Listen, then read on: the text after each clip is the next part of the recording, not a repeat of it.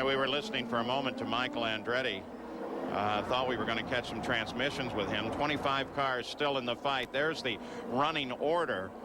And as we get down to the second page, after 27 laps of 77, the scheduled distance, the question is going to be how many of those cars are truly on the lead lap and how many have pulled up so that they can get behind the lead lap. Well, the computer's showing 16 on the lead lap, and that's what you were thinking. Yeah, and I think it really helped out the people like Fernandez and Pruitt, Emerson, you know, Jimmy Vasser. They all now are back on their slick tires with the bunch, with no slower cars in front of them. I think they got back almost an entire lap. They're back where they want to be. See them jockeying into position there with the cars going up. This is when you see them passing right here for everybody at home, they're readjusting to get into their position for the restart. And there's Moreno sliding into place. Blundell.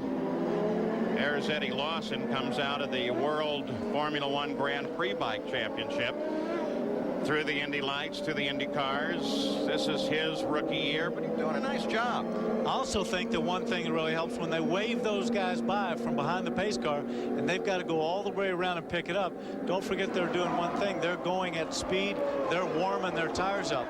And I think you might see those guys a little quicker at the restart because they got more heat in their tires. And I'm impressed, too, with how much this track is beginning to dry. Not just online where it was drying, but now offline. The problem is we take a look at the facts there on Eddie Lawson is that offline it's dry in some places, but there's still some small puddles in other places. Jackaroo?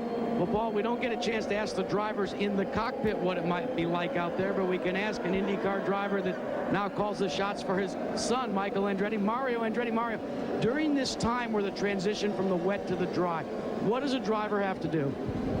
Well, nothing. Obviously, it's going to be quite a bit of a change in the balance, and usually the car goes very loose, a lot of oversteer whenever you make that change. And so aerodynamically, you sort of take a guess. And, you know, some guys hit it just right. But there's some surprises out there. Knowing what you know about the way your son's car has been operating in the wet, are you excited about it going back to the dry? Well, we don't really know because he was quite loose in the wet. And so we decided not to make some aerodynamic changes that normally would have made for the dry, so we'll just wait and see. Off to Le Mans for you and our counterpart up in the booth, Danny Sullivan. You're looking for that victory.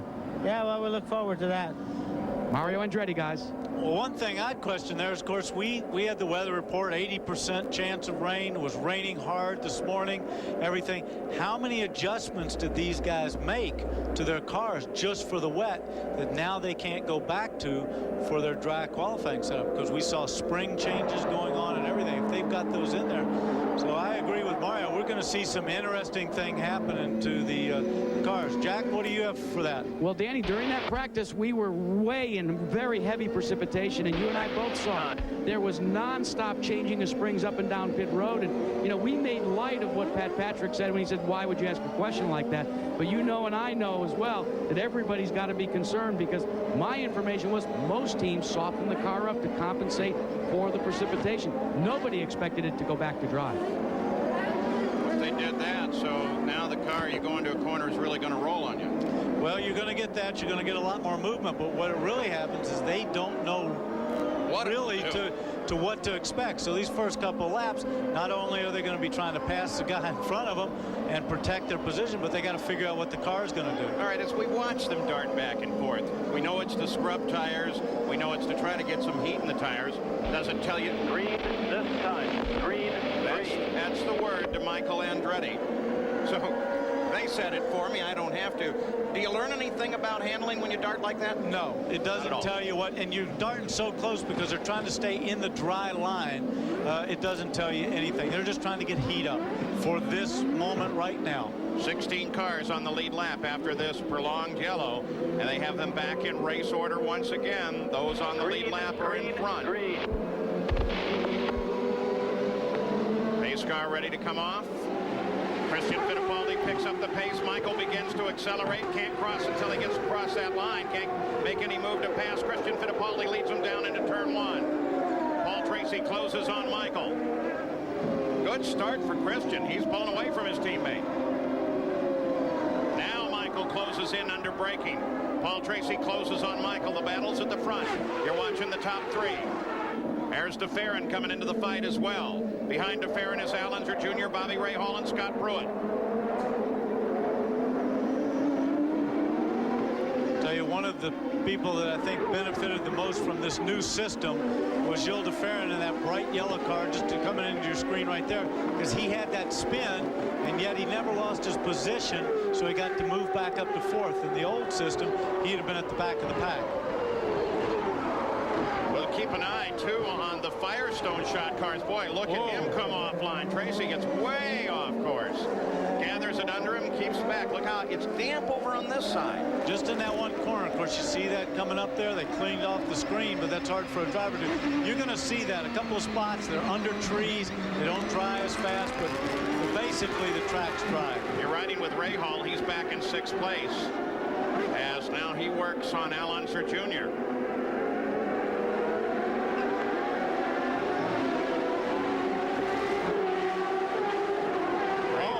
To the inside of Junior. Oh, this tells us something about the circuit. Now Pruitt's beginning to look at Junior. And Jimmy Vasser has come into the pits. For him to pull out like that, I'm not so sure Junior didn't miss a gear.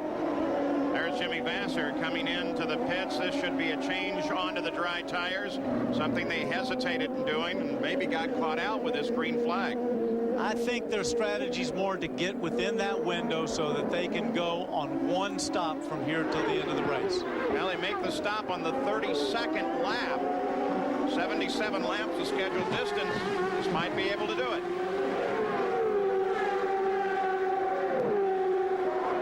Again, watching the cars of Terry Firestone. Scott Pruitt, you saw him there in that red, white, and blue car. He's one of them. Right behind him is Fernandez. He's another. And Rahal, of course, is on the Goodyears.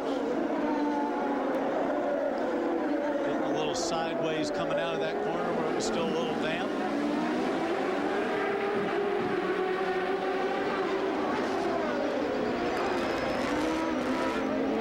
Well, there's still quite a bit of water out there. You don't want to get offline. I think that's what we saw with Paul Tracy just a minute ago, where he slid out there wide. He probably just got on the damp, took a little grip away, and he slid out wide. It's Al Unser Jr. charging on this man, Bobby Rahal, and Rahal closing down on 4th place to Farron.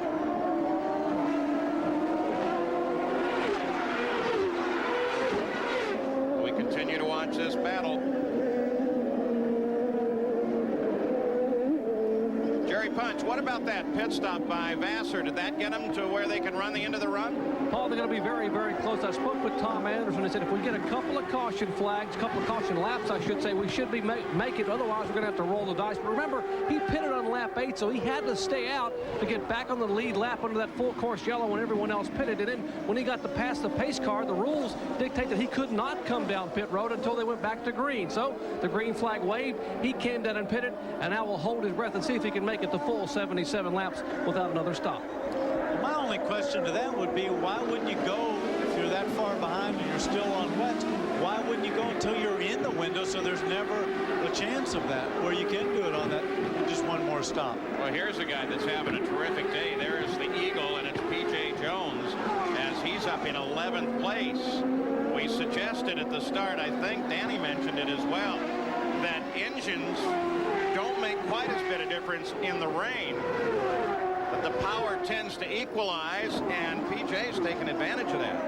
And of course, that's that new development motor from Toyota. And but around here, I mean, horsepower is always important. But if you've got a good handling car, you'll be able to hold those guys off a little bit. And he's having a great run. Driving for Dan Gurney, started 25th, now runs 11th. That's Johansson just behind him. Stefan's progress up through the field as he's moved up from 22nd. That little puff of smoke you saw come up was off of BJ's car, which was obviously a brake locking, which means he's trying hard. He wants to keep those guys behind him.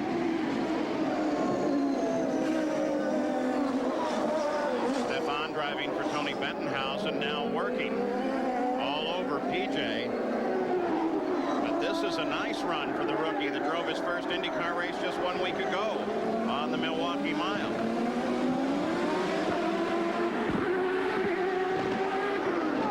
And for whatever reason, once you move up there, you certainly can hang on to that position. Up to 4th place, DeFerrin and Ray Hall.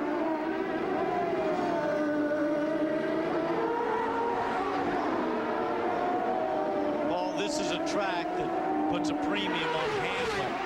If you can handle well and your car is braking well and you can get around those corners, then it's really tough on the other guy, even if he's got a lot more horsepower. And I seem to remember in '93 doing that with Al Jr., where I lost my turbo for the last 30 laps. And it can work. There's very few places to pass. If your car's handling good, you can do it.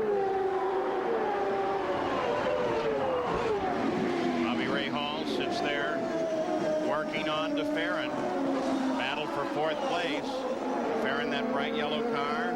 The Miller car of Ray Hall right behind. See that marking clearly on the rear wing. On board once again with Bobby Rahal.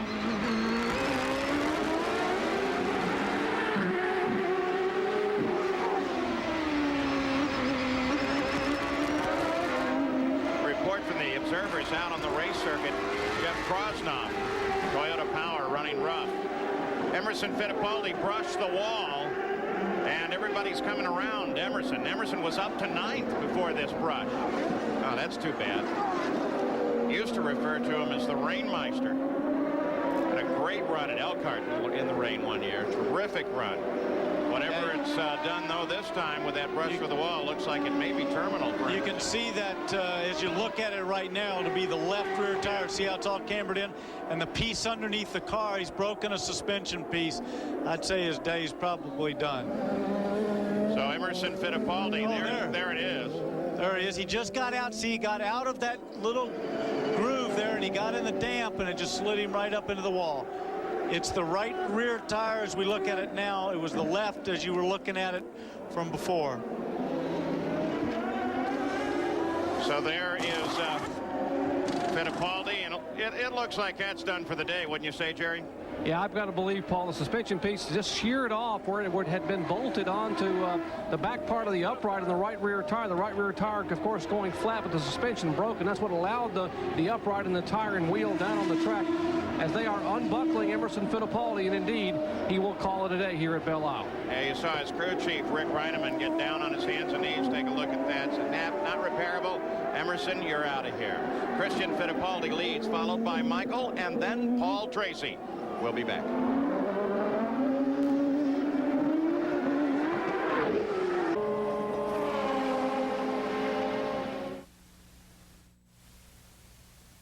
And Andre Ribeiro gets in trouble. Take a look at his right rear. Same thing Emerson did. Got it against the wall.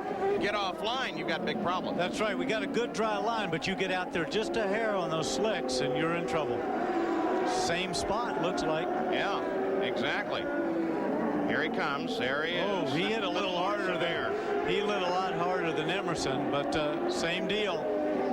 And speaking of Emerson Fittipaldi, as Ribeiro comes in, you'd have to assume that they've got some fairly serious suspension damage there. I would think he hit a lot harder than Emerson did. Emerson more brushed it, but Christian Fittipaldi working his way now through traffic, comes around the Ganassi cars, and Michael Andretti still in pursuit, Jerry Punch. That's right. As Michael makes his pursuit, we're with Emerson Fittipaldi. And Emerson, a tough break for you out there. You slapped it. It looked like a light hit, but it broke some suspension parts. Well, it's a shame. The team did a fantastic pit stop, and turning to the corner, just lost the back end. I went a little too quick, too deep, and got on the wet part and just hit the wall. It's a shame.